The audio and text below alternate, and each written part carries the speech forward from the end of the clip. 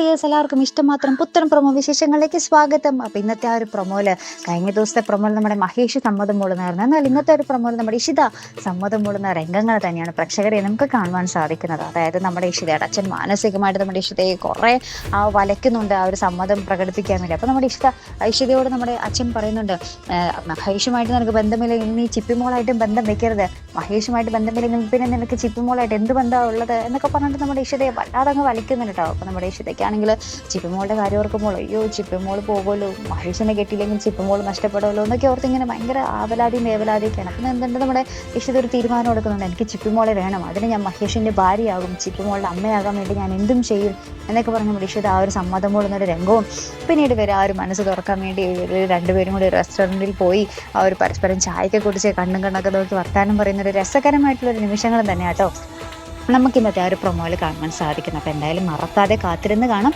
അപ്പോൾ ഇതുപോലുള്ള promo റിവ്യൂസിനും episode റിവ്യൂസിനും ഒക്കെ നിങ്ങൾ മറക്കാതെ ചാനൽ സബ്സ്ക്രൈബ് ചെയ്യുക. അടുത്തൊരു വീഡിയോ വരുന്നത് വരയ്ക്കും ഗുഡ് ബൈ.